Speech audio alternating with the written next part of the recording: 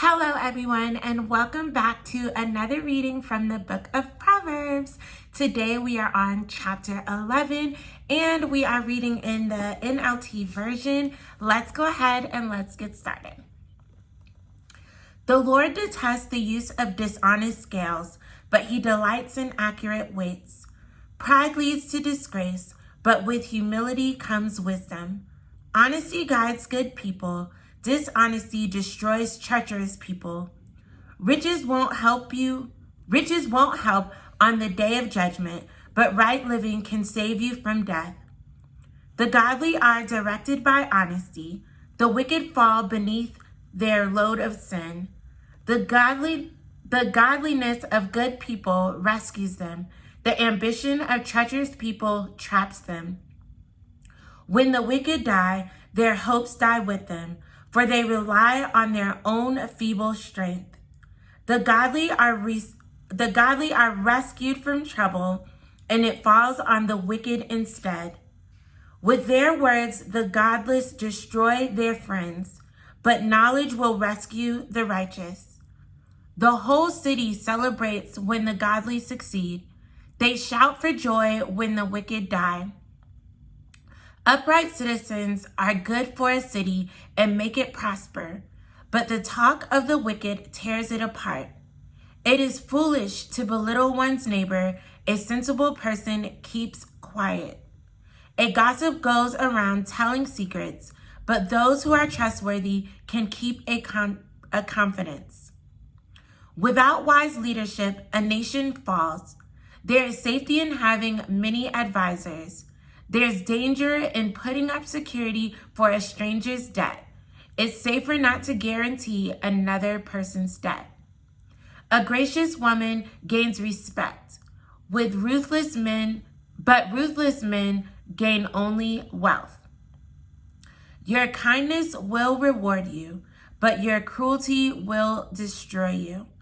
Evil people get rich for the moment, but the reward of the godly will last. Godly people find life. Evil people find death. The Lord detests people with crooked hearts, but he delights in those with integrity. Evil people will surely be punished, but the children of the godly will go free. A beautiful woman who lacks discretion is like a gold ring in a pig's snout.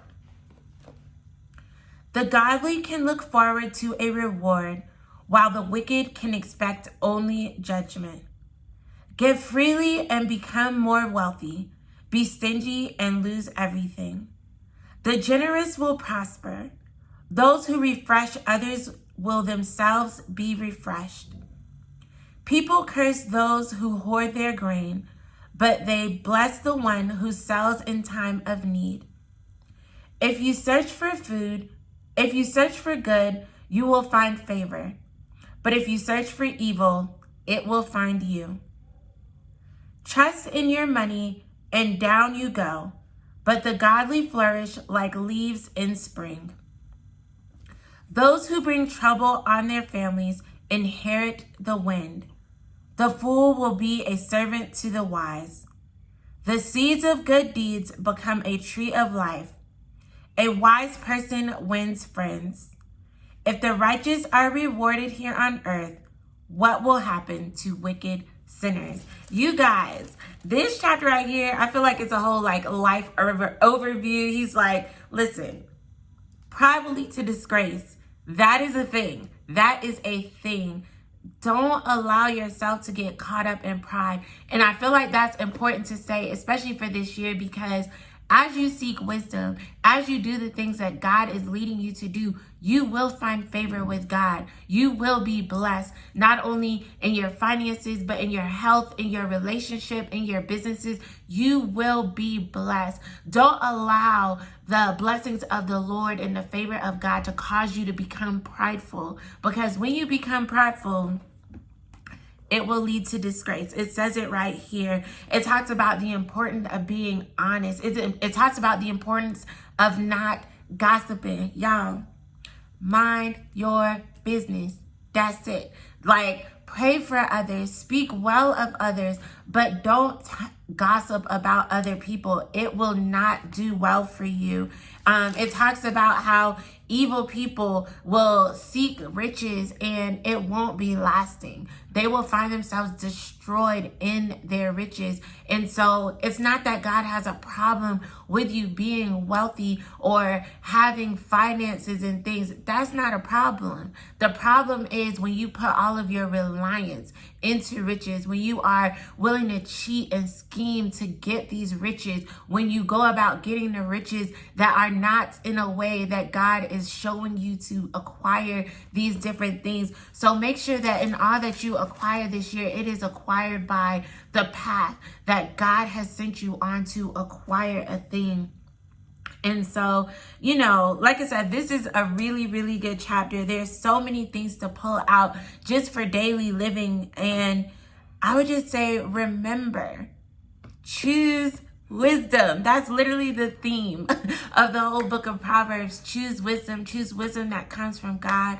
Do not be deceived. I cannot impress upon you how important it is to not allow yourself to be deceived by things this year that will present themselves as good, as beneficial, but at the root of it, it is actually not something that is coming from God. If you look at it with the lens of wisdom that God provides, you will see this is a masquerading thing that the enemy is trying to put in front of you as if it's something from God, but really it is not. And that is why we have to use the wisdom of God to look at how we are building our lives this year.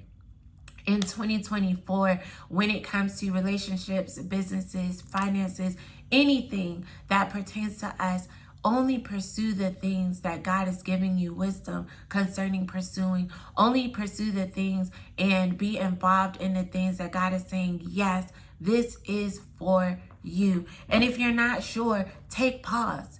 Don't rush into anything. If you're not sure, consult a mentor. Hey, can you pray with me concerning this? How do you know if you're doing the right thing? If you're following the ways that we're reading about right here in the chapter 11, pray and ask God. Seek wisdom and wise counsel. You guys, it talks about securing people's debt. It talked about that in a previous chapter. Don't go around using resources to secure people's debts. It's biblical. Don't do it. It's not the wise thing to do. If you can give to them freely. But don't put yourself in bondage this year trying to secure people's debt. The Lord detests people with crooked hearts, but delights in those with integrity. Operate in integrity. That is a character of God. And I've said this so many times before, but one of the things that I was looking for in a mate, in a spouse, was someone that has integrity. Integrity in a person will take them so much further in life. Sometimes God wants to elevate you to places, but it's your lack of integrity that he cannot take you there, because you will end up falling. You will end up falling victim to the fact that you are prideful. You will end up falling victim to the fact that you are willing to cohorse with and partner with wicked people because of a lack of integrity that is within you, that you need to let God root up out of you so that you can walk in integrity. So my prayer for you is that the wisdom from the book of Proverbs just continues to sink into your hearts and minds, and that you are blessed and that you flourish this year. Make sure you join me tomorrow for another reading of the book of Proverbs. We will be on chapter 12 because it is day 12, and we are reading one chapter a day, every day, and it is at 7 p.m. South Africa time, 1 p.m., 12 p.m. Eastern Standard Time. And again, I say South Africa time because my husband and I moved to Johannesburg, South Africa as a step of faith. That's what God told us to do. So we out here living a life of faith and a life of wisdom based on the things that God tells us. So I pray you have an amazing day or an amazing evening whenever this video finds you, and ultimately an amazing, prosperous, blessed year filled with the wisdom of God. I hope to see you tomorrow. Make sure you catch up on the previous chapters if you have not been reading with us, and I'll see you next time.